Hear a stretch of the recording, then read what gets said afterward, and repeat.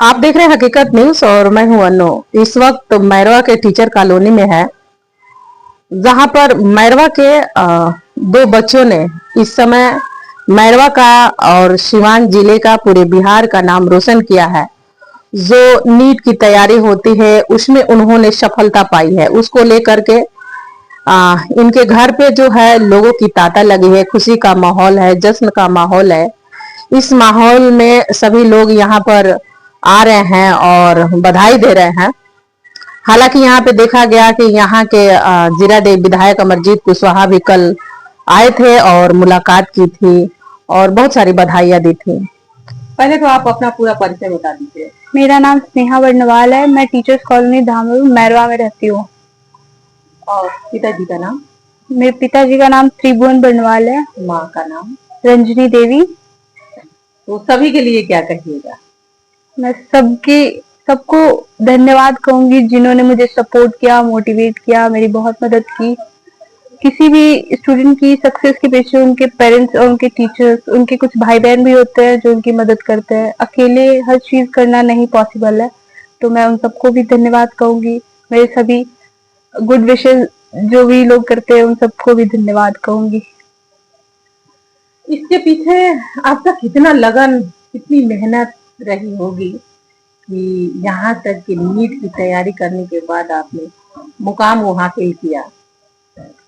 मतलब मैंने पिछले साल 12 दिया था, उसके बाद से मैंने प्रिपरेशन स्टार्ट किया और इस बार नीट दिया तो जो भी है सामने है। कितना कितना समय, क्योंकि पढ़ाई कितने बच्चों को बोरिंग लगता है। हाँ। और कितने बच्चों को एक ऐसा खेल खेल में वो पढ़ाई कर लेते हैं कि इस प्रकार से मुकाम हासिल कर नहीं, कभी कभी मुझे भी फ्रस्ट्रेशन हो जाता था तो मैं उस दिन पढ़ना छोड़ देती थी, लेकिन डेली पढ़ती थी मैं। कभी कभी छोड़ देती थी। डेली 10 घंटा 11 घंटा पढ़ती थी मैं। करती हो 10-11 घंटा? नहीं, बीच में आधे घंटा 10 मिनट का ब्रेक लेते थे।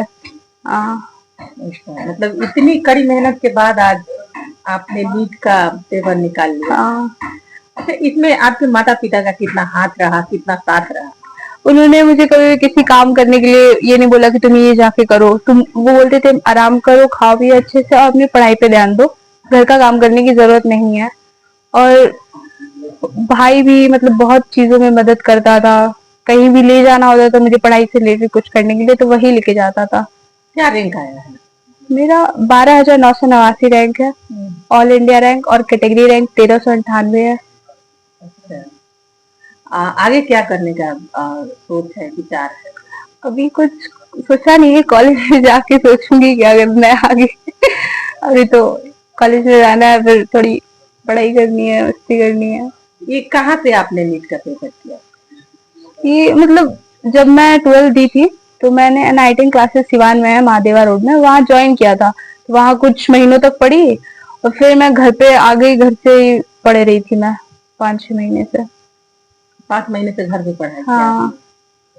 अच्छा, लड़की को लेकर के घर में किसी प्रकार का कुछ सोच?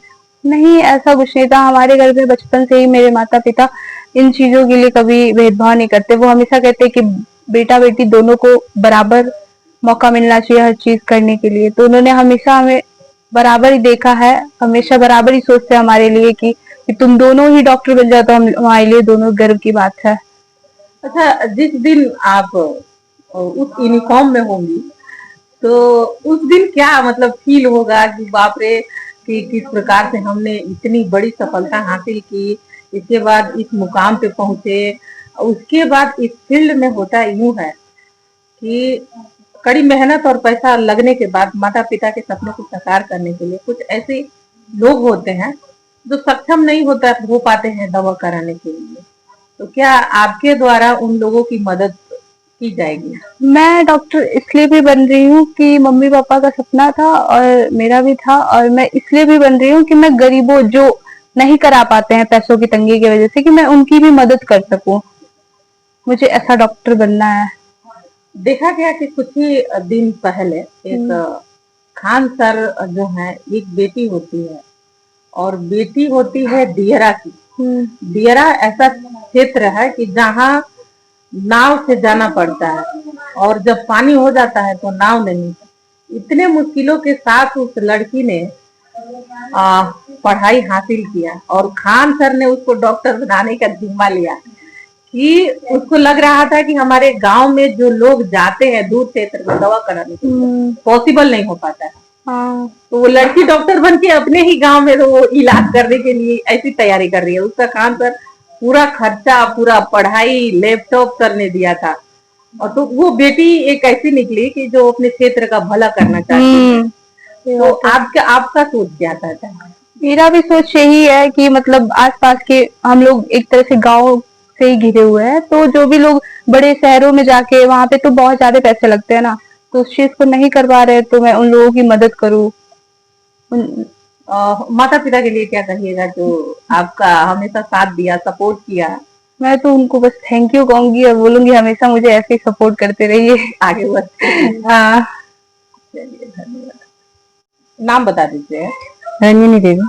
हाँ, आपकी बेटी ने जो नीट का तैयारी की थी, नीट पेपर निकाला है, अब तो डॉक्टर बन गई हैं, तो कितना खुश हैं आप? बहुत खुश हैं। इनके पीछे आपका कितना मेहनत और लगन लगा होगा कि ये इस तरीके से तैयारी कर पाए? कितना समय इनको मिल जाता था? अब समय हम लोग तो पूरा दे रहे थे इसको कि मतलब ये पूरा हाँ, अपना तैयारी करे, ध्यान दें। घर का काम काज जैसे क्या इनका ये नहीं, हम लोग काम नहीं करने देते थे इसको, बस पढ़ाई जी। अब इसको जब मन करता था अपना उठकर जब समय मिलता था तो थोड़ा बहुत कर देती थी, लेकिन हम लोग कुछ नहीं करते थे। उसका नतीजा है कि इस समय खुशी का माहौल सही बात है। अच्छा, आपके माँ और पिताजी के सपनों को इन्होंने साकार किया है, जो आपने सोचा होगा उस तरीके से ये उस पे खरा उतरी है जी। तो घर में लड़का और लड़की के बीच में कोई अंतर हुआ क्या कि लड़की है क्यों पढ़ाए? नहीं, ये तो दूसरे घर की नहीं मैम, ऐसा बात नहीं है। हम लोग लड़की और लड़का में कोई भेद नहीं लगते हैं। अच्छा, हम लोग को ये है कि ये है कि बेटी हो या बेटा हो, दोनों पढ़े लिखे अपना कुछ बन के दिखाए माँ बाप को, ये हम लोग का सपना था। उन माँ बाप के लिए क्या कहिएगा जो इस तरीके से जो सोच रखते हैं नहीं लड़का को बढ़ाना चाहिए, पढ़ाना चाहिए, वो तो घर का चिराग है, कमाएगा, खिलाएगा, और लड़की दूसरे घर की अमानत है, उसके लिए क्या? नहीं, गलत सोचते हैं लोग। मतलब फ्री माइंड होना चाहिए कि लड़का हो या लड़की, हाँ, दोनों को सेम लेवल पे, हाँ, सेम लेवल पे ले जाना चाहिए। दोनों बच्चों को एक समान देखना चाहिए। अच्छा, लड़का लड़की देखने में कोई बटा हुआ नहीं है। जिस तरह लड़कों को पढ़ाते हैं उसी तरह लड़की को भी पढ़ाएंगे। इस समय तो मोदी जी का ही नारा था, बेटी पढ़ाओ, बेटी बचाओ, बेटी बढ़ाओ, जिसको लेकर के काफी लोगों में बदलाव भी हुआ है। इसको लेकर के जहाँ आपकी लड़की भी बदल गई जी।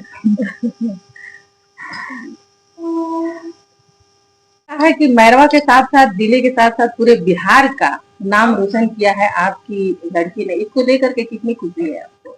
बहुत खुशी है, पिता के तौर पे, गार्जियन के तौर पे बहुत खुशी है। जब ये चीज सुनने को मिला होगा तो आपका सीना चौड़ा हो गया होगा कि हमारी बेटी ने नीट का पेपर निकाल लिया है। जी जी जी, हर माँ बाप का सपना होता है कि बेटा बेटी बढ़िया से पढ़े लिखे बढ़िया ही हो। इस सपना को पूरा करने के लिए आप लोगों का क्या सपोर्ट रहा होगा? हम लोगों का सपोर्ट, चूंकि फैमिली बैकग्राउंड हमारा एक छोटा सा, चूंकि किसान है, हम पोल्ट्री फार्म और डेयरी का व्यवसाय है मेरा, तो बैकग्राउंड तो ऐसा नहीं था, लेकिन अगल बगल के जो मेरे मित्र लोग हैं, डॉक्टर लोग, उनके कहने से हम लोग बच्चों को नीट की तैयारी कराए और घर पर रहकर ही कराए, और एक सिवान छोटा सा कोचिंग सेंटर है वहीं से और घर से रहकर तैयारी। देखा जा रहा है कि कल विधायक जी आए थे बधाई देने के लिए, तो यहाँ पर लोगों का आना जाना लगा है, इसको लेकर के क्या खुशी है? बहुत खुशी है। हम लोग तो सोच भी नहीं सकते थे कि विधायक जी और यहाँ के सम्मानित जो जनता हैं, मेरे जैसे गरीब आदमी के घर अगर आ रहा है तो बहुत बड़ी बात है मेरे लिए। एक लड़का एक लड़की है जी जी, इन दोनों में कभी आपने सोचा कि नहीं लड़की है तो दूसरे घर की अमानत है, इसको क्या पढ़ाएंगे, लड़के को पढ़ाएंगे, उसको पढ़ाएंगे, इसको लेकर के क्या सोच था? ना हम लोगों को तो जरी से ही बेटा बेटी में कोई फर्क नजर नहीं आ रहा था, नहीं आता है। और बेटी और बेटा दो चीज नहीं है। अगर बेटी और बेटा, बेटियां भी अगर गार्जियन का सपोर्ट हो, गार्जियन ये सोचे कि बेटा बेटी बराबर है, तो बेटियां भी तरक्की करती है, बेटियां भी बढ़िया रिजल्ट देती है, जो आपके सामने है। जिस दिन देखा जाएगा कि यूनिफॉर्म में आपकी लड़की जब डॉक्टर के सीट में बैठेगी, उस दिन की क्या खुशी होगी, क्या माहौल होगा जो आज है? अब वो तो बयान नहीं कर सकते हैं कि कितनी खुशी होगी, ये तो महसूस करने वाली बात है। चलिए, परिचय बता दीजिए। त्रिमोहन बर्नवाल, शिक्षक कॉलोनी, मैरवा। और जो नीट की पेपर निकाली है उनका नाम? स्नेहा बर्नवाल। कितना रैंक लाई? 12,969 89, 12,989 रैंक लेके आए। ऑल इंडिया रैंक है उसका, और कैटेगरी रैंक है 1398। कैटेगरी 1398, जी। रैंक है 1200। ऑल इंडिया रैंक है 12,989 जी।